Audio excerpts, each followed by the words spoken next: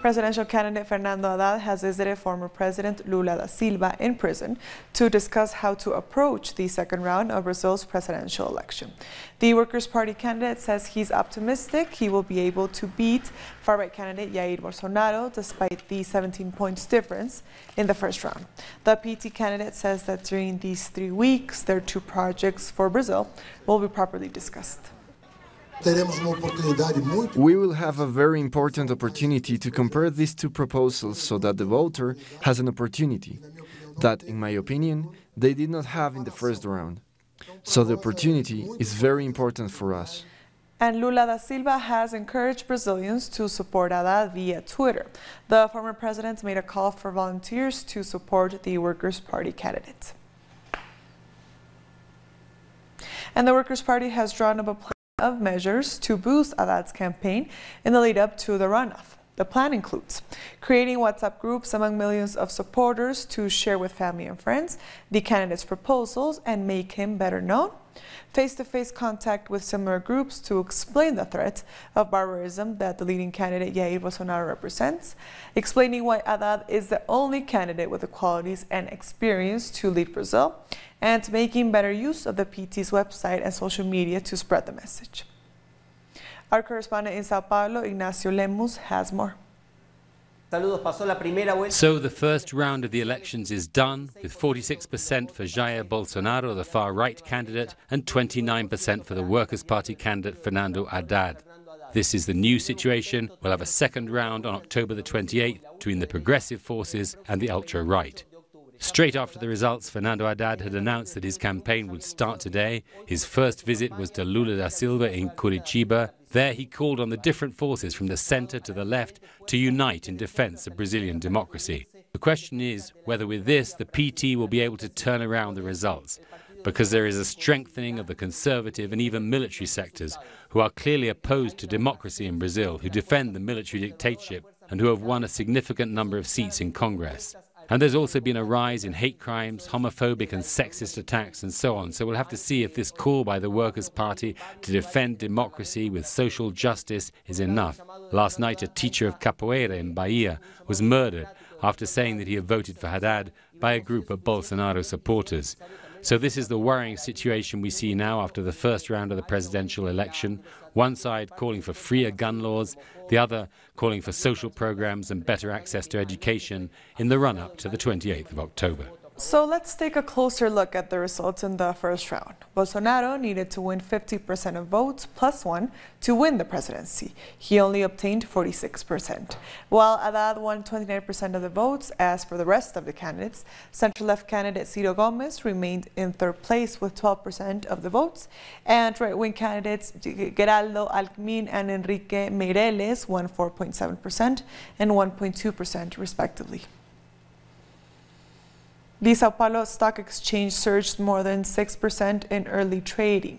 News of Bolsonaro's unexpectedly large lead in the first round was welcomed by the markets. The rise was led by shares in state-controlled companies, which the far-right candidate has promised to privatize. Brazil's currency, the real, also climbed against the dollar. An indigenous woman in Brazil will take a seat in Congress for the first time. Lawyer Joenia Wapichana is the second indigenous person elected for the lower house. The first one was Mario Jurana back in 1982. Wapichana ran with the ecologist party Rede and will represent the Amazonian state of Roraima. The Brazilian Congress will also have a trans person taking a seat for the first time. Erika Malunguinho is an Afro-trans woman who was elected for Sao Paulo. During her campaign with the PSOL, she said she would fight for an end to the violence against LGBTI people and other minorities. Brazilian political scientist João Ferez has said Workers' Party candidate Fernando Haddad has to reach out to voters outside his party, especially in the center, to increase his chances of winning the presidential election runoff in 2 weeks' time. Well, I think he has to conquer voters from, outside his party electorate constituency. So he has to appeal to the center, the old formula of capturing the center. He really has to go for it and to, start conversations, negotiations with political forces to the right of PT. because, you know, the forces to the left of PT are already voting for him, so they have no choice. So he has to actually try to save Brazilian democracy from its greatest threat, which is Bolsonaro.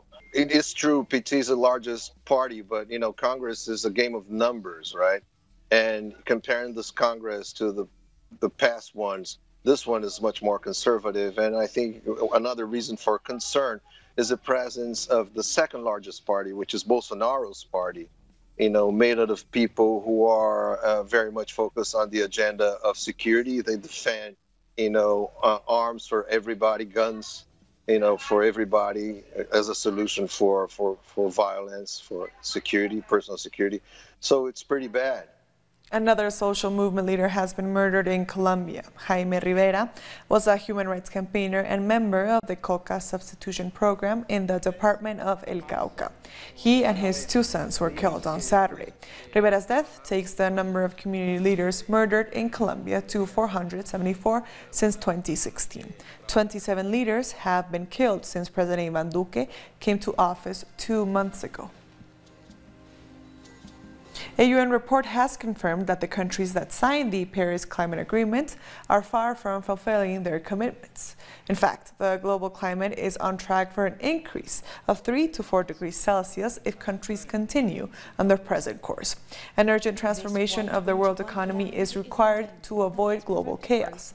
The report from scientists of the IPCC says the use of fossil fuels needs to be cut by 40% by 2030 in order to achieve the goal of limiting warming to 1.5 degrees Celsius.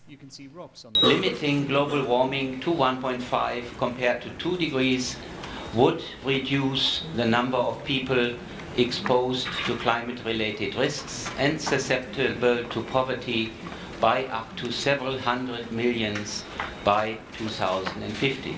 Carbon dioxide emissions would need to decline substantially before 2030 to avoid warming of more than 1.5 degrees C in the middle of the 21st century, followed by large-scale carbon dioxide removal.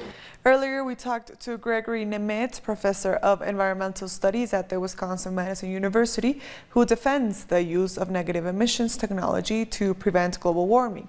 He says these needs to be combined with clean energy. The good news is that we have a lot more tools at our disposal than we did 10 or 20 years ago. Wind power is cheaper, solar power is cheaper, electric vehicles are becoming feasible, but even those is not enough to do what we need to do to reduce emissions in the atmosphere. The problem is that unlike other types of air pollution, like local air pollution that you see in cities, rain and they don't just fall out of the sky in a couple of weeks. Those gases stay in the atmosphere for decades and a century. So if we need to do something about the problem quickly, we need to take CO2 out of the atmosphere directly. We'll be back very soon. Stay with us.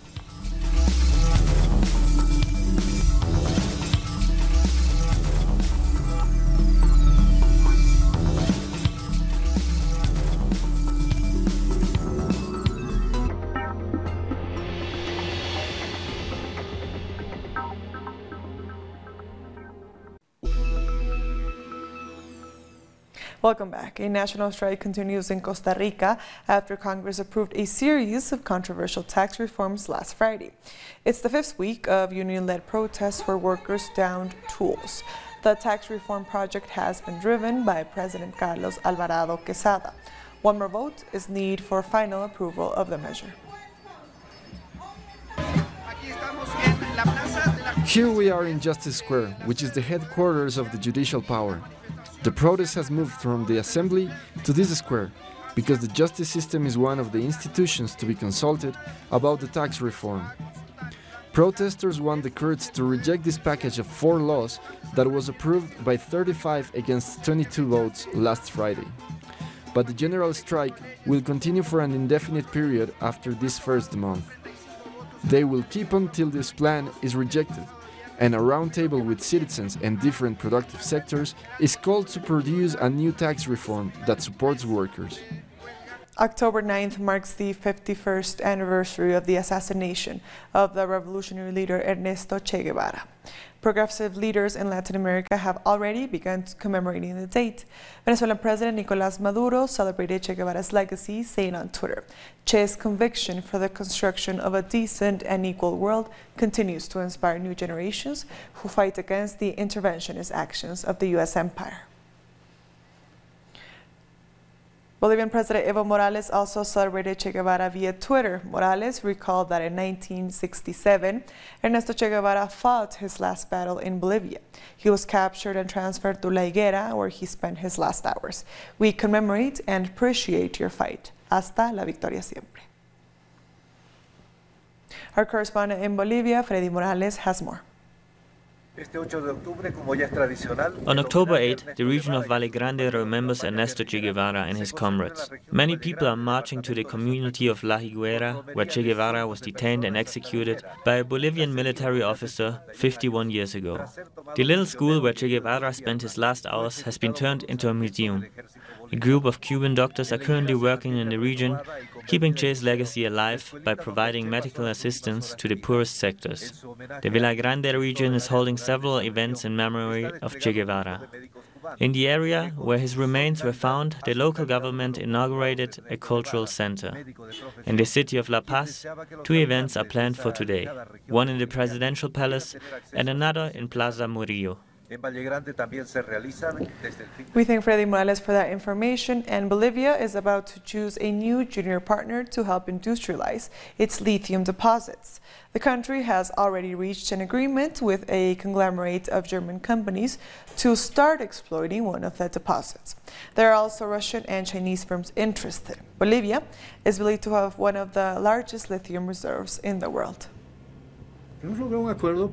We've arrived to an agreement to make factories here, and that they take part of basic salts to Germany also. Clearly, with this, there will also be factories there, and perhaps there will also be competition there.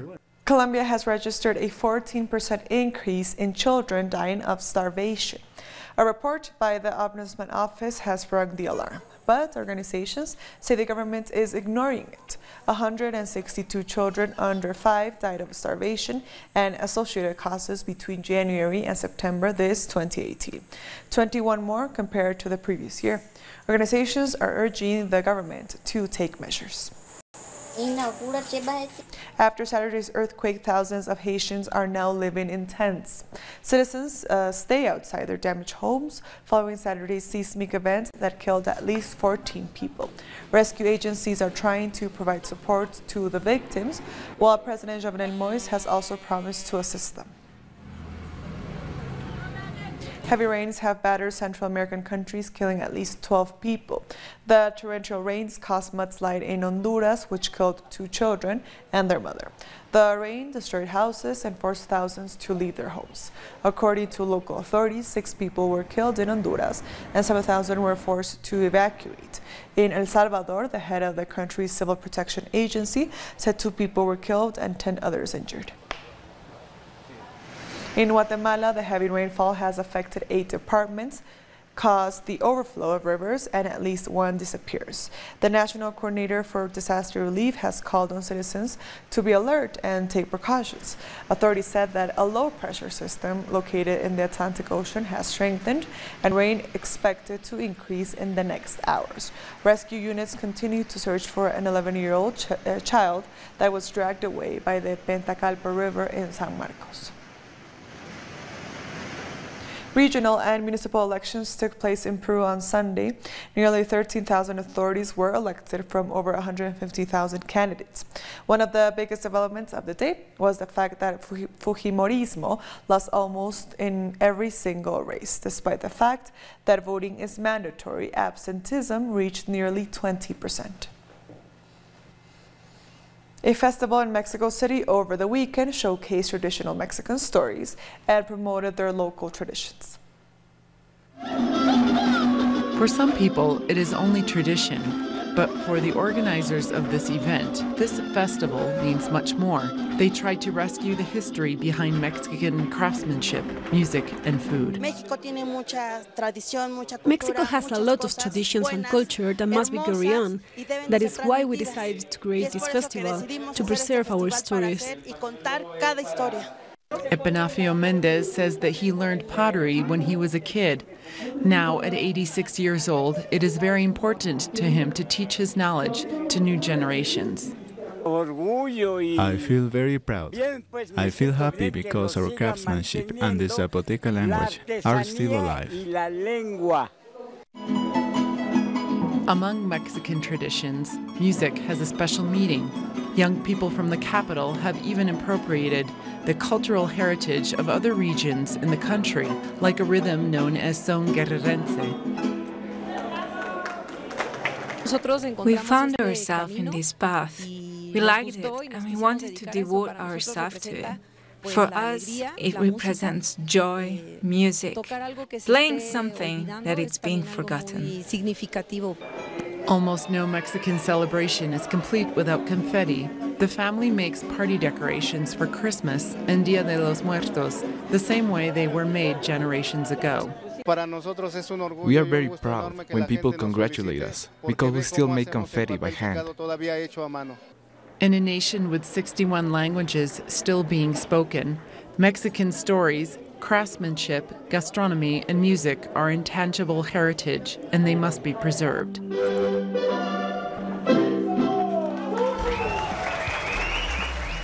We'll be back very soon. Stay with us.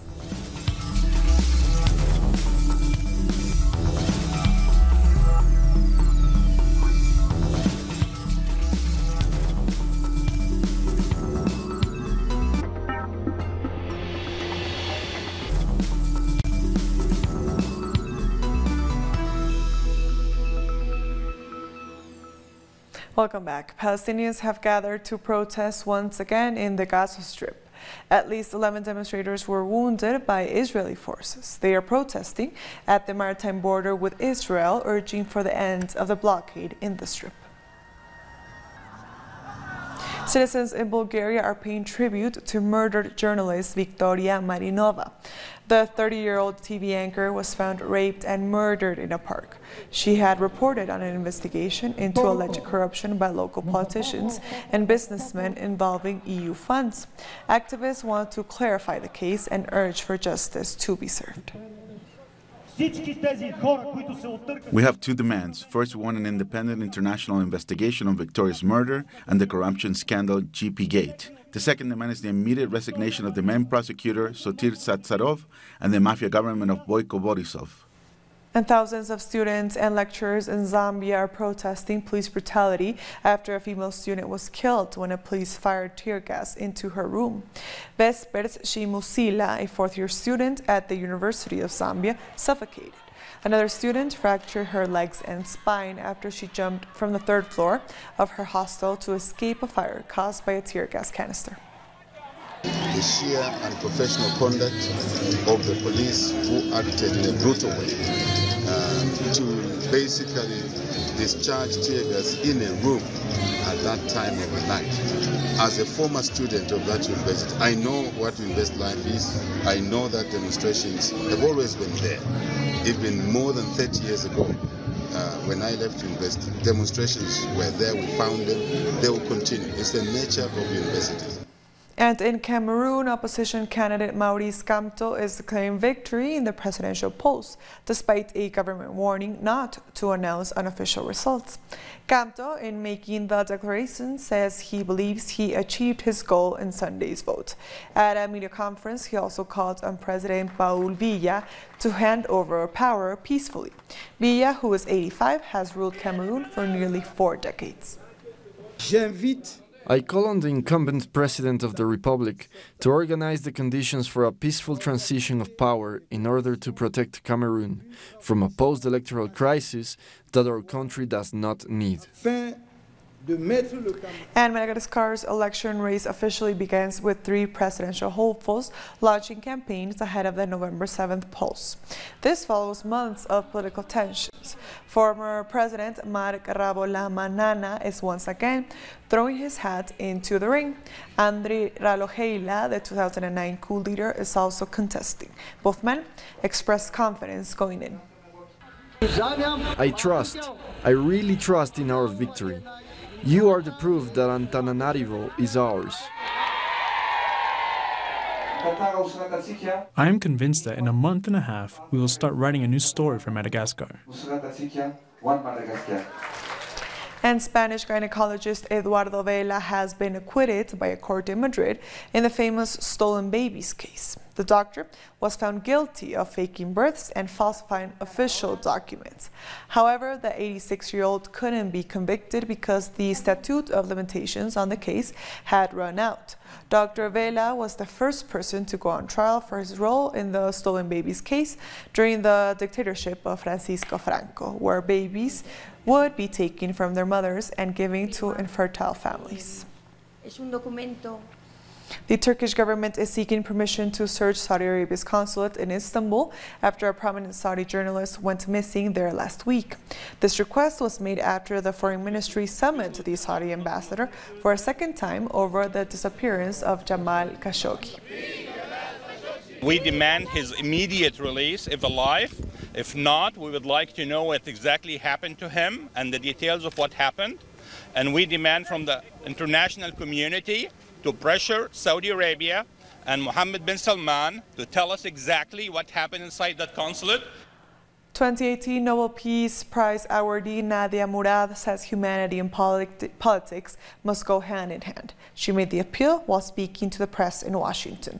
Back in 2014, Murad was held as a sex slave by Islamic State group militants alongside 7,000 other women and girls. After escaping, she became the face of a global campaign to free Yazidi people. On Friday, she won the Nobel Peace Prize, and she calls for a more equal world. Our humanity must be the basis of our politics and national interest. We should work together towards building a world that is fair, that is prosperous, and where every human is given the opportunity to live in dignity. And Brett Kavanaugh has officially been sworn in at the U.S. Supreme Court of Justice. In a ceremony at the White House, Kavanaugh has been accompanied by his family and President Donald Trump. Kavanaugh's nomination spread outrage across the country for his alleged involvement in a case of sexual assault. In spite of this, the Senate passed his nomination. 2 former Pakistan prime ministers and a prominent journalist have appeared in court on treason charges. The case centers around remarks made by former PM Nawaz Sharif during an interview with Dawn columnist Cyril Almeida in May. Sharif suggested that Pakistani militants were behind the 2008 Mumbai attacks. The matter has been adjourned to October 22nd. The death toll from Indonesia's earthquake and tsunami has reached nearly 2,000. Authorities say around 5,000 people are still missing, indicating the death toll could still increase. In Palu, the worst-hit district, recovery operations have partially ceased. The 7.5 magnitude quake triggered a tsunami, devastating the island of Sulawesi. And with that story, we've come to the end of this newsread. These and other stories, you can find them on our website at telesurtv.net/English. And also join us on social media, on Facebook, on Twitter, and on Instagram. For Telesur English, I am Estefania Bravo. Thank you for watching.